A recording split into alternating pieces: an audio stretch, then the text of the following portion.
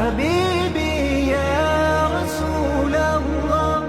আসসালামু আলাইকুম ওরহমতুল্লাহি ওবরাকাতুহু। আজ থেকে আমরা শুরু করছি একটি বিশেষ সিরিজ, যেখানে আমরা জানব মুহাম্মদ সাল্লাল্লাহু আলাইহি ওয়াসাল্লামের জীবন, একজন মানুষ হিসেবে, একজন স্বামী হিসেবে, একজন নেতা হিসেবে এবং মানবতার শ্রেষ্ঠ আদর্শ হিসেবে। এই সিরিজের প্রতিটি পর্ব আপনার চিন্তা, আপনার চরিত্র, আপনার জীবনকে নতুনভাবে গড়ে তুলতে সাহায্য করবে ইনশাআল্লাহ। আজকের এপিসোডে আমরা জানব রাসূল সাল্লাল্লাহু আলাইহি ওয়াসাল্লামের চরিত্র কেন বিশ্বকে মুগ্ধ করেছে।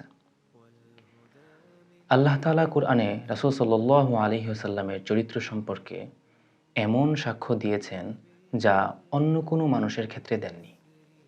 যেমন ওয়া ইন্নাকা লাআলা খুলুকিন আযীম, অর্থাৎ নিশ্চয়ই আপনি মহান চরিত্রের অধিকারী। রাসূল সাল্লাল্লাহু আলাইহি ওয়াসাল্লামের চরিত্র এমন ছিল যে তার সবচেয়ে বড় শত্রুরাও তার সততা, ন্যায়পরায়ণতা ও মহানুভবতাকে প্রশংসা করতে বাধ্য হতো। সততা ও আমানতদারিতা। নবুয়তের বহু বছর আগ থেকেই মক্কার লোকেরা তাকে আস-সাদিকুল আমিন, অর্থাৎ সত্যবাদী ও বিশ্বস্ত বলে ডাকত। যখন তিনি মক্কা থেকে মদিনায় হিজরত করেন, তখন বহু কুরাইশ তাদের মূল্যবান সম্পদ তার কাছে আমানত হিসেবে রেখেছিল। কিন্তু আশ্চর্যের বিষয় হলো, যারা তাকে হত্যা করার ষড়যন্ত্র করেছিল তারাও তার সততার উপর আস্থা রাখত।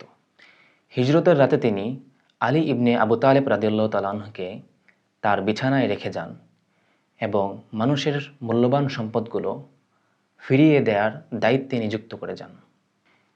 এই ঘটনা প্রমাণ করে যে সততা তার ব্যক্তিত্বের এমন অংশ ছিল যা শত্রুরাও অস্বীকার করতে পারেনি। ক্ষমাশীলতা। মক্কা বিজয়ের দিন ইতিহাসের এক অনন্য অধ্যায় সৃষ্টি হয়। যারা তাকে অপমান করেছে, পাথর মেরেছে, হত্যা করার চেষ্টা করেছে, এমনকি দেশ ছাড়া করেছে, আজ তারা সবাই তার সামনে অসহায় অবস্থায় দাঁড়িয়ে। তিনি তাদের জিজ্ঞেস করলেন,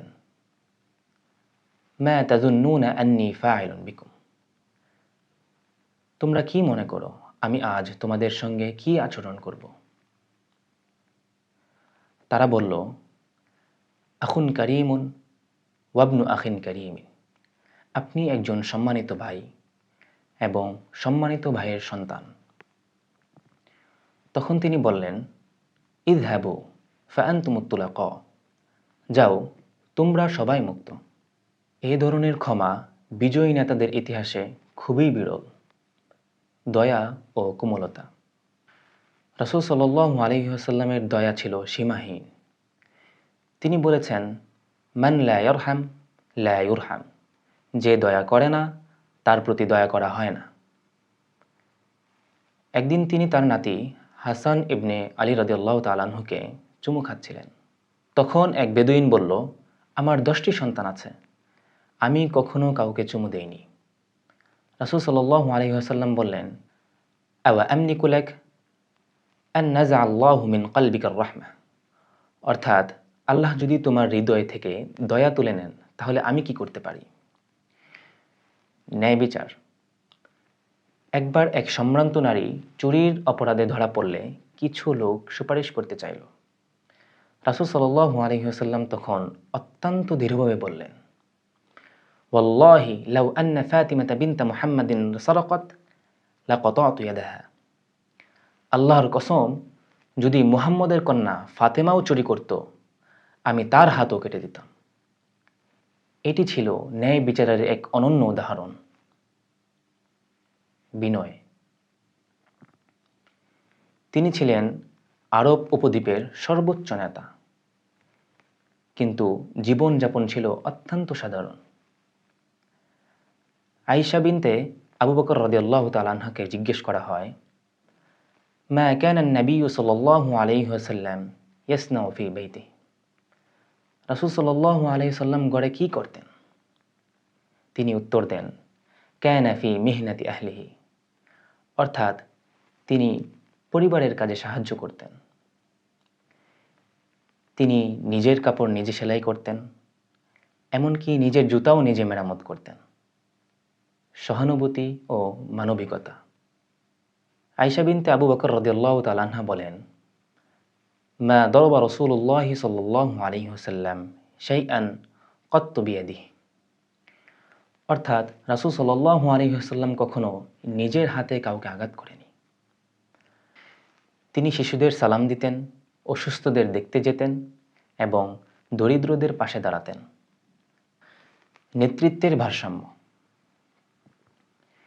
তিনি একই সঙ্গে ছিলেন একজন স্বামী, একজন পিতা, একজন শিক্ষক, একজন বিচারক, একজন সেনাপতি, এমনকি একজন রাষ্ট্রনায়ক। তবুও তার ইবাদত এত গভীর ছিল যে রাতের দীর্ঘ সময় তাহাজ্জুদে দাঁড়িয়ে কাটিয়ে দিতেন। আল্লাহ তাআলা তাকে উদ্দেশ্য করে বলেন, লাকাদ কানা লাকুম ফি রাসূলিল্লাহি উসওয়াতুন হাসানাহ। নিশ্চয়ই আল্লাহর রাসূলের মধ্যে তোমাদের জন্য রয়েছে উত্তম আদর্শ। মানুষের জীবন পরিবর্তনের ক্ষমতা। রাসূল সাল্লাল্লাহু আলাইহি ওয়াসাল্লামের সবচেয়ে বড় মুজিজাগুলোর মধ্যে একটি ছিল মানুষের চরিত্র পরিবর্তন। যে সমাজে কন্যা শিশুকে জীবন্ত কবর দেয়া হতো, দুর্বলদের উপর অত্যাচার করা হতো এবং মদ জুয়া ছিল সাধারণ বিষয়, সেই সমাজকে তিনি ন্যায়, দয়া, জ্ঞান ও তাকওয়ার সমাজে রূপান্তরিত করেছেন। মাত্র ২০ বছরে এমন পরিবর্তন ইতিহাসে খুবই বিরল।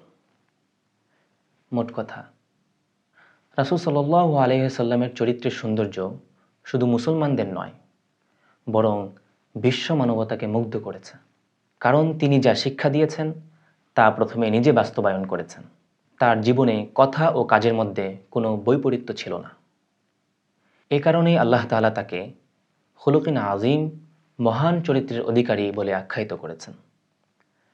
আর ইতিহাসও তাকে মানবতার শ্রেষ্ঠ আদর্শ হিসাবে স্মরণ করে আসছে।